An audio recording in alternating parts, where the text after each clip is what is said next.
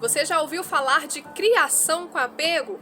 Esse termo abrange uma série de práticas e princípios que contribuem para uma educação respeitosa e afetiva. Hoje no Bem-vindo eu converso com a educadora parental Camila Magalhães sobre este assunto.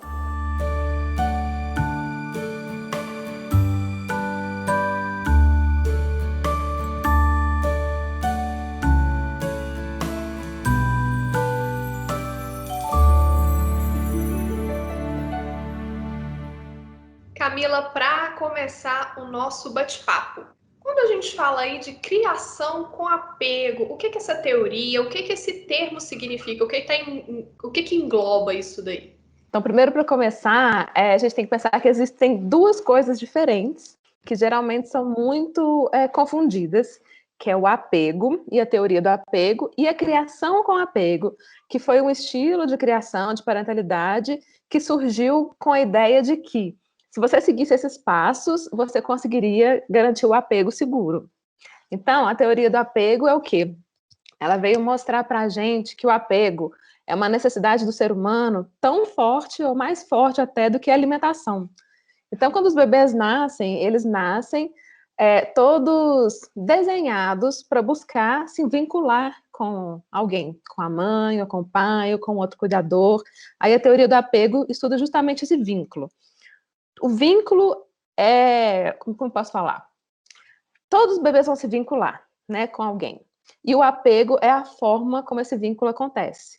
Então, você pode ter um apego seguro ou pode ter um apego inseguro. E dentro do apego inseguro tem alguns tipos de apego. Então, a criação com apego, que veio depois, né, veio baseada, né, nos estudos do Bowlby e da Ainsworth, que são os cientistas que criaram, né, a teoria do apego e desenvolveram ela, né, vem buscar, tipo assim, dicas e tópicos e formas que ajudam a garantir que o apego que você cria com seu filho seja um apego seguro. E Camila, tem alguns princípios, né, que norteiam aí a criação com apego. Quais são eles e como aplicá-los? Muitas pessoas, né, que buscam, né, estudar a teoria do apego e tudo mais, nem sempre estão todos muito de acordo com esses princípios, porque eles acham que isso pode engessar um pouco alguns pais, né? Por exemplo, originalmente, de acordo com o Dr. Sears, que foi quem criou, né, o Attachment Parenting, que é a criação com apego, ele falava que a alimentação tinha que ser só amamentação, que na cama tinha que ser sempre cama compartilhada, né, realmente aquela coisa do bebê estar o tempo todo com a mãe. E quem estuda os estudos, principalmente da Mary Ainsworth, que veio depois do Bowlby, um pouco mais nova, ela estudou muitas famílias que os bebês ficavam com babás, que ela queria entender se aquele bebê, que às vezes não estava com a mãe, teria um apego seguro. E ela viu que se a babá fosse responsiva, carinhosa, presente, amorosa, igual a mãe, não afetaria o apego desse bebê. Então, assim, muitas pessoas questionam um pouco hoje em dia, até a gente mudou um pouquinho, né? Como descrever esses 8 itens para que a gente não exclua ninguém. Então, não quer dizer assim, se você não consegue fazer nenhum deles, que você não vai ser, né, não vai criar com apego, seu filho não vai ter um apego seguro. Mas que são itens que você pode pensar que vão nortear aí, que podem te ajudar, né, e tudo mais. O primeiro que fala para se preparar desde a gravidez, né, para se tornar mãe e pai. Esse eu acho que é muito importante, porque na gravidez é o momento em que a gente consegue ter tempo para parar e pensar, né, nossas relações, como que foram nossa forma de criação, se a gente quer fazer da mesma forma, se a gente quer fazer de uma forma diferente. O segundo passo, que é muito importante também, é sobre a amamentação, né, que é alimentar com amor e respeito. Por que que eles chamam tanta atenção da amamentação? Porque a mãe que amamenta, quando a gente pensa agora não só na criação como apego, mas na teoria do apego em si, a amamentação também é muito importante, porque uma mãe que amamenta em livre demanda, ela está disponível para o bebê 24 horas por dia. E o pilar número 1 do apego, de você promover o apego seguro, é que você atenda a criança em todas as suas necessidades o mais rápido possível. O terceiro é responda com sensibilidade, que esse chama muito mais para quem realmente não amamenta, que é para, já que você não está ali de livre demanda, toda a comunicação, todo o choro do bebê, toda demanda é realmente uma necessidade que precisa ser atendida, né? O quarto é usar um toque carinhoso, né? Então, a chantala, massagens, né? A hora do banho, todos esses, tipo assim, trocar a fralda, tudo que você vai fazer com o bebê, você fazer de uma forma respeitosa, carinhosa, avisar o que você está fazendo, tipo, eu tô aqui abrindo sua fraldinha, vou limpar o seu bumbum, você ter desde o início, desde o dia 1, essa conversa é uma forma muito, muito bonita de estímulo, então também ajuda a criar esse vínculo. O 5 seria a cama compartilhada, e que tem gente que coloca como parentalidade noturna, porque a gente sabe que nem todo mundo está aberto, né, a cama compartilhada e tudo mais, mas todos os dias, assim, sai uma pesquisa nova mostrando como que o bebê dormir no mesmo quarto, na mesma cama, e ter esse contato com os pais, é uma norma biológica e que, inclusive, previne quanto à síndrome da morte súbita do lactente. O cuidado constante, amoroso, né? E estamos aí, estão sempre pertinho, junto, não deixar o bebê sozinho. Então, assim, é uma coisa que muitas vezes, lá no meu Instagram, as mães sempre perguntam: minha mãe fala para deixar o meu filho no berço sozinho, um tempo para ele aprender a ficar sozinho. E a gente já vê que não, que quanto mais o bebê tem presença e conexão e vínculo nesses primeiros anos, nos primeiros 1, 2 anos de vida, mais ele vai ser independente, proativo, lá para frente. Então é justamente o oposto, assim, a gente não tem como... É um mito isso de que você cuidar muito do bebê, dar muita atenção, vai deixar ele inseguro e mimado. É justamente o oposto. O 7, que fala que é para praticar a disciplina positiva, isso tem, né, bem a ver com a criação, com apego. A disciplina positiva é uma forma para, principalmente mais para frente, né, de criar, né, são ferramentas ali, né, para ajudar na criação e na educação do bebê, então é uma forma muito respeitosa, então conversa, né, e por último se esforçar pelo equilíbrio na vida pessoal e familiar, porque esse foi um que veio um pouquinho depois, que quando a gente via essa primeira lista, todo mundo falava, nossa, eu preciso largar minha vida para ficar em função do bebê, né? Nossa, eu tenho que cumprir isso tudo, então eu não posso fazer mais nada. Então, amamentar em livre demanda, sei lá, até 8 anos, 7 anos, quando o bebê, né, geralmente larga o peito naturalmente, tudo mais. Como é que vai ser isso? Então, essa veio depois, tipo assim, para mostrar para as mães que a saúde mental materna, o cuidado da mãe com ela mesma, ela ter coisas que fazem ela feliz, vão ajudar ela a estar mais disposta para o bebê. Deixa o bebê chorar um pouquinho, não pode ficar muito no peito, não dá muito colo, porque senão esse menino vai ficar mimado.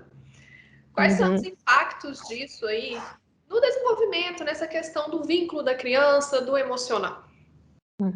Os impactos vão muito além do vínculo emocional.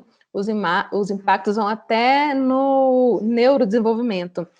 O cérebro do bebê, ele nasce muito imaturo, né? Então, ele está ali, principalmente os 3 primeiros anos de vida, ele se desenvolve muito e muito rapidamente. Então, tudo o que acontece, qualquer fator externo pode influenciar de forma muito negativa ou muito positiva para esse cérebro. Então, todo o desenvolvimento da criança necessita desse colo. E quando deixa chorando, não atende, o bebê, ele pode ter descargas de cortisol no cérebro dele, que é o hormônio do estresse, e esse cortisol, ele não tem a parte do córtex pré-frontal, que é a parte que ajuda a gente a se acalmar. Por exemplo, se você vê uma onça, seu cérebro vai, né, encher de cortisol, vai encher de adrenalina, você está pronto ali para correr, você está naquele jeito, a onça vira, você consegue, tipo, não, ela não está vindo aqui, beleza, tá tudo bem e tal, você quase teve um ataque cardíaco, mas você tem essa parte do cérebro desenvolvida. O bebê não. Quando você não aparece ali na noite, a sensação que ele tem é: minha mãe morreu, e ele fica ali, tipo, o cortisol, a adrenalina cai ali e ele não consegue se regular.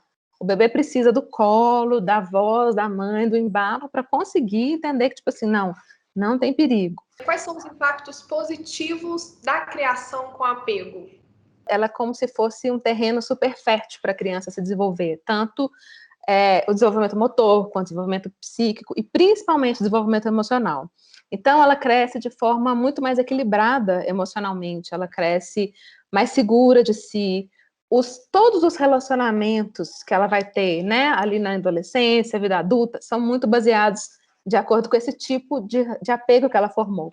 Então, se ela tem um apego seguro, ela vai ser uma pessoa que confia nos outros, vai ser uma pessoa que vai estar aberta, empática, uma pessoa, um bebê com... Bebê não, uma pessoa, né? Estamos falando aí já de adulto. Com muita, como é que eu falo? Desenvoltura, iniciativa. Então, assim, a gente vê como que às vezes a gente tem algumas dificuldades. Por exemplo, eu tenho dificuldade de falar no palco. Isso pode ter muito a ver com o apego que você formou. Se você tem dificuldade com relacionamento, você sempre procura, às vezes, uma pessoa abusiva. Pode estar muito relacionado com a forma de que vínculo ali, se seus pais foram, de alguma forma, né, abusivos. Eu falo abusivos não no sentido só de bater e tudo mais, mas, por exemplo, uma coisa que é muito comum que é ser estudado sobre treinamentos de sono, né, que às vezes a mãe é super carinhosa durante o dia, tá presente, tá segura, tá lá, e chega à noite e deixa chorando. Isso pode criar um apego inseguro, que chama de apego inseguro evitativo. É que a pessoa, assim, ela não consegue confiar, tipo assim, uma hora minha mãe tá aqui comigo bem, na outra hora ela me deixa chorando. A criança não consegue entender qual que é o padrão, qual que é a forma de amor. O amor é o quê? É quando tá com carinho ou quando me deixa sozinho? Então, as pessoas no futuro podem procurar relacionamentos assim, aquela pessoa que tá ali numa hora e depois te humilha, sabe? É muito comum as relações do resto da vida seguirem esses primeiros padrões. Então, às vezes a gente pergunta, nossa, aquela menina sempre procura o mesmo tipo de cara, sabe? Ela sempre vai para esse tipo, sempre tá pisando nela e tal, e pede perdão, ela volta. Porque é o que ela entendeu como amor no começo da vida, né? Então, assim, é impressionante como que isso influencia a nossa vida para sempre, né? E para os pais e para as mães aí, e também podem ser beneficiados aí com essa criação, com apego, essa questão do vínculo com a criança? A partir dessa relação com seu filho, pode ser várias relações novas, você passa a se vincular de outras formas também, né? Então, eu gosto muito de falar que os nossos filhos são nossos mestres. A gente só precisa aceitar esse convite que eles fazem, né, para a gente, para olhar para a gente, olhar para as nossas dores, olhar para o nosso caminho. Então, assim, é muito bonito quando os pais se abrem para isso e começa, assim, um novo olhar, né, de mundo, de vida, graças a esse convite que os nossos filhos fazem para a gente. E se colocar sempre no lugar dele. Quando alguém falar alguma coisa do tipo, deixa seu bebê chorando no berço, assim, pensa se você tivesse uma amiga, uma visita que estivesse chorando no quarto, você deixaria ela chorando no quarto, ou você ia lá ver o que aconteceu, né? Então, assim, sempre eu falo, quando você for ter uma ação do impulso, se coloca uma outra pessoa no lugar do seu bebê, coloca a melhor amiga. Você faria isso com a sua melhor amiga? Se você não faria, então talvez você não deva fazer com seu bebê. Trate seu filho como você trataria um amigo. Já é, assim, um grande passo em direção a uma educação mais respeitosa. Ok, Camila, muito obrigada pela sua participação.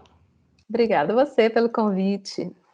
Muito obrigada pela sua companhia no programa de hoje. E agora é hora de te dar aquele recado super importante. Tá vendo esse QR Code aí no cantinho da sua tela? Por meio dele você contribui com a família dos devotos de Nossa Senhora da Piedade, uma importante iniciativa social. Então, posicione a câmera do seu celular no QR Code e faça parte. Eu conto com você. Agora eu fico por aqui. Até o próximo programa. Tchau, tchau.